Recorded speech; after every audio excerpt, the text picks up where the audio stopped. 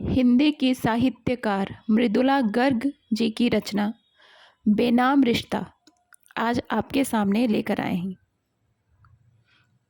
चित्रा जी निमंत्रण पत्र के साथ हाथ से लिखे मनुहार पत्र के हर अक्षर को अपनी नज़रों से आंकती उसमें अंतर्निहित भावों को सहलाने लगीं। कई बार पढ़े पत्र, सोचा विवाह में इकट्ठे लोग पूछेंगे मैं कौन हूँ, क्या रिश्ता है शालिग्राम जी से मेरा। क्या जवाब देंगे शालिग्राम जी। दोनों के बीच बने संबंध को मैंने कभी मानस पर उतारा भी नहीं। नाम देना तो दूर की बात थी, बार बार फटकारने के बाद भी वह अनजान, अबोल और बेनाम रिश्ता चित्रा जी को जाना पहचाना और बेहद आत्मीय लगने लगा था। कभी कभी उसके बड़े भोलेपन से भयभीत अवश्य हो जाती थी और तब उस रिश्ते के नामकरण के लिए मानो अपने शब्द भंडार में इकट्ठे हजारों शब्दों को खंगाल जाती।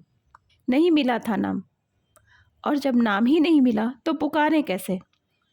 इसलिए सच तो यही था कि उन्होंने कभी उस रिश्ते को आवाज़ नहीं दी, रिश्ते के जन्म और अपनी ज़िंदगी के रुक जाने के समय पर भी नहीं, जिंदगी के पुनः चालित होकर उसकी भाग दौड़ में भी नहीं। शालिग्राम जी को कभी स्मरण नहीं किया। शालिग्राम जी ने ही बेनाम रिश्ते को याद रखने की पहल की थी। बहुत सोच विचार करने के बाद चित्रा जी ने भोपाल जाना तय कर लिया। बहुत दूर जाना था बस, और फिर ट्रेन की यात्रा, वह भी गर्मी में। शालिग्राम जी ने दूरभाष पर ही विश्वास दिलाया था, आपको कोई दिक्कत नहीं होगी। मेहमानों को ठहराने की व्यवस्था करते समय भी हमने मौसम का ध्यान रखा है। मैं समझता हूँ हमारे मेहमानों को कोई कष्ट नहीं होगा, और आप तो खास मेहमान हैं। चित्रा जी कुछ नहीं बोली। उन्होंने जब जाने का निश्चय कर ही लिया था तो कष्ट और आराम का क्या। शिमला बस स्टैंड पर वॉल्वो बस में बैठ गई थी। मोबाइल की घंटी बजी। शालिग्राम जी का फ़ोन था। उन्होंने कहा, आपकी बस के दिल्ली बस अड्डे पर रुकते ही हमारा एक आदमी मिलेगा। उसका नाम राकेश है। उसके पास आपकी रेल टिकट होगी। चित्रा जी ने कुछ नहीं कहा, इतना भी नहीं कि मैंने टिकट ले रखी है। और वैसा ही हुआ। उनकी बस के रुकते ही एक व्यक्ति अंदर घुसा। उसकी खोजी नज़र ने चित्रा जी को पहचान लिया। उनकी अटैची नीचे उतार कर बोला, आपके पास यदि कोई टिकट है तो मुझे दे दीजिए, मैं उसे कैंसिल करा दूंगा। एसी द्वितीय श्रेणी की यह टिकट रख लीजिए। ट्रेन शाम को निज़ामुद्दीन स्टेशन से जाती है। मैं आपको लेने आ जाऊंगा। मैं भी आपके साथ चल रहा हूँ। चित्रा जी ने उस व्यक्ति को स्लीपर क्लास की टिकट निकालकर दे दी। वे 3 व्हीलर में बैठकर गोल मार्केट स्थित अपनी एक सहेली के क्वार्टर में चली गईं। शाम को सब कुछ वैसा ही घटा जैसा राकेश ने बताया था। सुबह सुबह गाड़ी के भोपाल जंक्शन पर रुकते ही एक नौजवान उनकी सीट तक आ गया। उनके पैर छूकर बोला, मैं दीपक हूँ, मेरे पिता का नाम शालिग्राम कश्यप है। चित्रा जी ने खुश रहने का आशीर्वाद दिया और उसके पीछे चल पड़ी। गाड़ी आगे बढ़ रही थी। रोड पर भीड़ के कारण कभी कभी उसका हॉर्न बजता। अंदर पूरी शांति बनी रही। कोई कुछ नहीं बोला। चित्रा जी उस नौजवान से बातें करना चाहती थीं, पर शुरुआत कैसे करें। उस घर की चौहद्दी, आबादी, संस्कार और स्थितियाँ कुछ भी तो नहीं जानती थीं। भोपाल शहर के बारे में पूछने ही जा रही थीं कि दीपक बोल पड़ा, मैं आपको आंटी कहूँ? हूँ।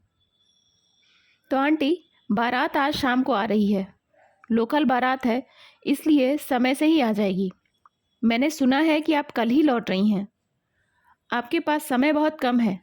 पिताजी ने कहा है कि आप भोपाल शहर पहली बार आ रही हैं, इसलिए भोपाल भी तो देखना चाहेंगी। बड़ा सुंदर शहर है। आप जल्दी से तैयार हो जाएं। आपको मेरा मौसेरा भाई घुमाने ले जाएगा। ठीक है, इतना ही बोल पाई चित्रा जी। मन तो उस व्यक्ति के प्रति आभार प्रकट करने को बन आया था। उनकी इतना चिंता करने वाले नौजवान को शाबाशी भी दी जा सकती थी, पर वे कुछ नहीं बोली। दीपक बोला, मेरे पिताजी आपकी बहुत प्रशंसा करते हैं। कहते हैं आप साक्षात देवी की अवतार हैं। पर पता नहीं क्यों न आप कभी भोपाल आईं न हमें शिमला बुलाया। कुछ देर पहले ही आपके बारे में बताया। आपसे मिलने की चाहत बना पाई, इसलिए कई काम छोड़कर स्वयं स्टेशन आ गया। चित्रा जी कुछ बोलने के लिए जिह्वा पर शब्द सजाने लगी कि ड्राइवर ने गाड़ी में ब्रेक लगा दिया। गाड़ी किसी गेस्ट हाउस के सामने रुकी। गाड़ी से उनका सामान निकालकर दीपक आगे बढ़ा, वे पीछे पीछे। उन्हें अंदर तक पहुंचाकर बोला, आंटी आप यहाँ नहा धो लें, नाश्ता घर पर ही करना है, फिर आप भोपाल दर्शन के लिए निकलेंगी। दोपहर का भोजन भी घर पर ही है। भोजन के बाद फिर यहाँ आराम करिएगा, शाम को तो शादी ही है। चित्रा जी कुछ नहीं बोली। दीपक के कमरे से निकलने पर अवश्य उसके पीछे गई। आंखों की पहुंच से उसकी काया ओझल हो जाने पर पीछे लौट आई। कमरे की सिटकिनी बंद कर बिस्तर पर बैठ गई। सोचने लगी, दीपक कितना लायक लड़का है।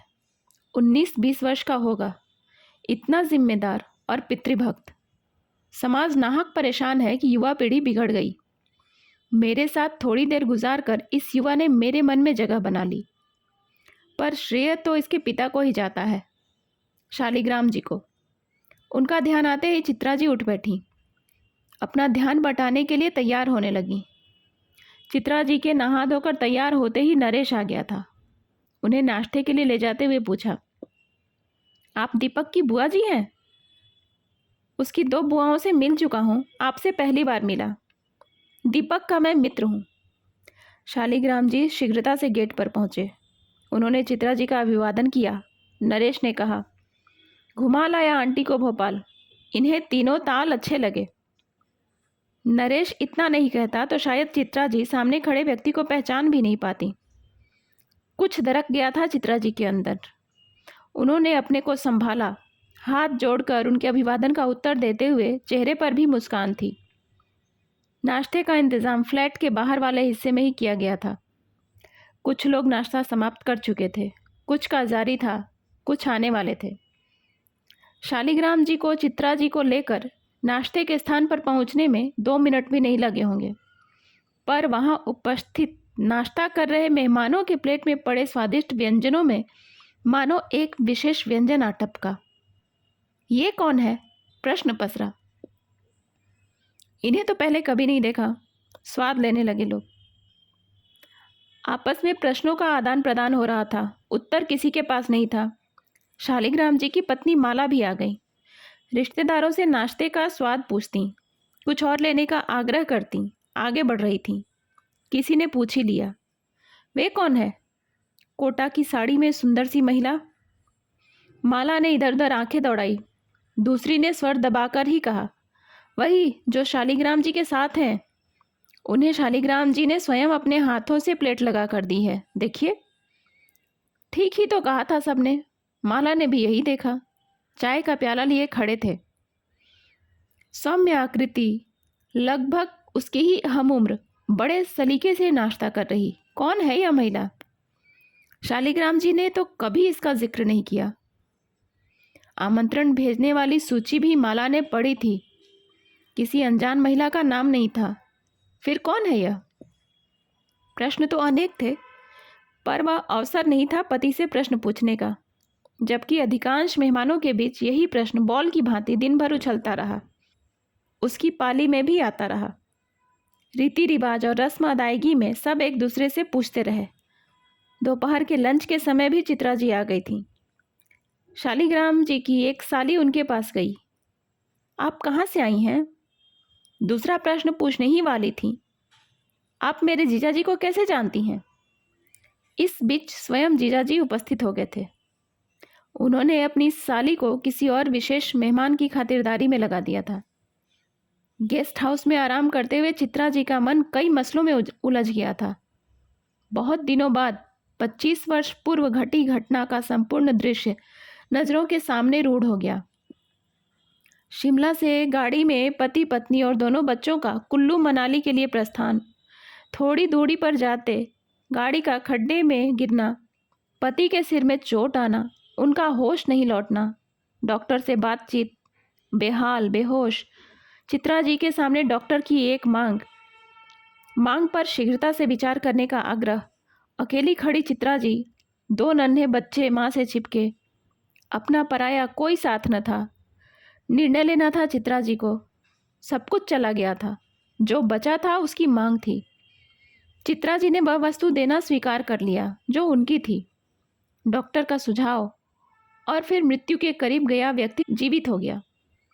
स्मृतियों में जीवित था सब दृश्य, कभी कभी जीवंत हो जाता। पर चित्रा जी ने दृढ़ निश्चय कर उन यादों को नज़र के सामने से हटा दिया था। शुभ शुभ का अवसर था, जो बीत गई वह बात गई। कविता वे क्लास में पढ़ाती आई हैं। जिस लड़की का विवाह है उसके लिए शुभ सोचना है। अवसर और समय की वही मांग थी। बारात दरवाजे लगी। स्वागत में खड़े स्त्री पुरुष तिरछी नज़रों से चित्रा जी की ओर अवश्य देखते रहे। प्रश्न वही, कौन है यह? क्या रिश्ता है शालिग्राम जी से? शालिग्राम जी ने द्वार पर ही अपने समधी से चित्रा जी का परिचय कराया था। उनकी 2 सालियां अपने पतियों के साथ वहीं खड़ी थीं। उनका परिचय नहीं करवाया, और यह खबर उस भीड़ भरे स्थल पर भी आसानी से यात्रा कर गई, सबको मिलाई। बाराती और घराती के भोजनोपरांत विवाह के रस्म पूरे किए जाने लगे। शालिग्राम जी को पंडित जी द्वारा मंडप पर कन्यादान करने के लिए बुलाया गया। मंडप पर बैठने के पूर्व उन्होंने चारों ओर निगाहें घुमाई। उनकी दृष्टि के सम्मुख वह चेहरा नहीं आया जिसकी उन्हें खोज थी। उनके आसपास मंडप पर बैठी उनकी बहनों और सालियों ने भांप लिया था। 2-3 एक साथ बोल पड़ी, वहाँ है आपकी मेहमान। देखा माला ने भी, मानो खींच कर बोली, अब बैठ जाइए, मन चित लगाकर कन्यादान करिए। इसी काम के लिए मेहमान और सारा इंतजाम है, बैठिए। शालिग्राम जी ने ऊंची आवाज में कहा, चित्रा जी आप इधर आइए, मंडप पर बैठिए। मेरी बेटी को आपका विशेष आशीर्वाद चाहिए। चित्रा जी अंदर से हिल गईं, ऊपर से उपस्थित जनों की निगाहों के तीरों से बिंध गईं। वे परेशान तो थीं ही, अपने स्थान पर खड़ी होकर बोलीं, आप लोग शुभ कार्य के लिए वहाँ उपस्थित हुए हैं। बेटी का कन्यादान करिए, मुझे यहीं बैठना है। मैं विधवा हूँ, मेरा सुहाग नहीं है। समाज ऐसी महिला को, किसी सौभाग्यकांक्षिणी को सुहाग देने की मनाही करता है। मैं दिल से आपकी बेटी का शुभ चाहती हूँ, इसलिए दूर बैठी हूँ। आप अपना पुनीत काम पूरा करें, मेरी चिंता छोड़ दें। वे बैठ गईं। मैं नहीं मानता ऐसे समाज के विधान को। मेरे परिवार के लिए, मेरी बेटी के लिए आपसे बढ़कर कोई शुभ नहीं हो सकता। आपकी कृपा के बिना न तो मैं होता, न मेरी बेटी। आइए, आप मेरी प्रार्थना मानकर मेरी बेटी का कन्यादान करिए। फिर तो पंडित जी भी परेशान हो गए। बोले, शालिग्राम जी, आपकी मेहमान महिला ठीक कह रही हैं। आप कन्यादान करिए, अपनी पत्नी को साथ बैठाइए। मंडप पर बैठी सभी महिलाएं सुहागन ही हैं। शालिग्राम जी बिफर पड़े, आप सब आज सुबह से चित्रा जी का परिचय जानने के लिए परेशान हैं। आपके बीच तरह तरह की अटकलें लग रही हैं। कार्य व्यस्तता में भी मैं आपके प्रश्नों के बाणों से बिंधता रहा। जब तक मैं उनका परिचय न दे दूं, आप सबों का ध्यान भी विवाह के रस्म रिवाजों पर केंद्रित नहीं होगा। तो सुनिए। और जो कुछ शालिग्राम जी ने सुनाया, सुनकर वहां बैठे उपस्थित लोगों के प्रश्न तो चुके ही, वे सब चित्रा जी के प्रति नतमस्तक हो गए। वे अवाक रह गए। 25 वर्ष पूर्व एक दुर्घटना में चित्रा जी के पति घायल हो गए। उनके मस्तिष्क ने काम करना बंद कर दिया था। जिस अस्पताल में उन्हें लाया गया, उसी के एक कमरे में मैं ऑपरेशन बेड पर लेटा था। मेरे दिल ने काम करना बंद कर दिया था। चिकित्सकों ने निर्णय लिया था, किसी का धड़कता दिल मिलने पर प्रत्यारोपण हो सकता है। आंख दान, किडनी दान जैसे अंग दान की बातें तो मैंने बहुत सुनी थी, पर हृदय दान तो तभी हो जब वह धड़कता हो, और जब तक दिल धड़कता है आदमी जिंदा है। भला जीवित का हृदय कोई दान क्यों करे? चित्रा जी के पति का दिल धड़क रहा था, मस्तिष्क ने कार्य करना बंद कर दिया था। डॉक्टर शर्मा ने इनसे अनुरोध किया, आपके पति को अब हम नहीं बचा सकते, पर आपकी सहमति हो तो इनका दिल किसी और के शरीर में प्रत्यारोपित किया जा सकता है। वह जिंदगी बचाई जा सकती है। सुझाव सुनकर चित्रा जी पर क्या बीती मुझे नहीं मालूम। और किसी ने जानने की कोशिश भी की या नहीं मालूम नहीं। चित्रा जी ने अनुमति दे दी। मेरा दिल पिछले 25 वर्षों से धड़क रहा है, पर यह मेरा नहीं है, इनके पति का दिल है। पर पिछले 25 वर्षों में इन्होंने एक बार भी एहसान नहीं जताया। इन्होंने तो मुझे तब भी नहीं जाना, न देखा था, मैंने भी नहीं। इन्होंने कभी मुझे ढूंढने की कोशिश भी नहीं की, पर मैं बहुत बेचैन था। जीवन देने वाले के प्रति आभार भी नहीं प्रकट कर सका। 2 वर्ष पूर्व इनके शहर में गया, डॉक्टर शर्मा मिल गए। मेरा दुर्भाग्य कि इनसे तब भी भेंट नहीं हो पाई। डॉक्टर शर्मा से इनका मोबाइल नंबर मिल गया।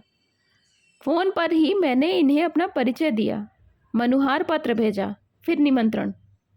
बहुत आग्रह करने पर ये मेरी बेटी के विवाह पर आई हैं। मैंने भी इनको आज सुबह ही पहली बार देखा।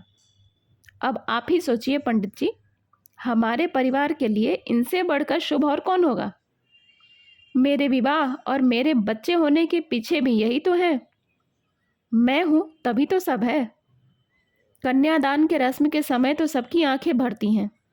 शालिग्राम जी ने तो कन्यादान के पूर्व ही उपस्थित सभी की आंखों में पानी भर दिया। माला मंडप पर से उठी, सीधे चित्रा जी के पास पहुंची और पैर छूकर आशीष लिए। हाथ पकड़कर मंडप पर ले आई। महिलाओं के झुंड ने आंसू पोंछकर गाना प्रारंभ किया। शुभ हो, आज मंगल का दिन है, शुभ हो शुभ। शुभ बोलूं अम्मा, शुभ बोलूं पापा, शुभ नगरी के लोग सब, शुभ हो शुभ। रिश्ते को नामकरण की आवश्यकता नहीं पड़ी। अनेक रिश्तों से भरा था प्रांगण, पर सबसे ऊंचा हो गया था शालिग्राम जी और चित्रा जी का रिश्ता। बेनाम था तो क्या। कहानी कैसी लगी कमेंट करके अवश्य बताइएगा।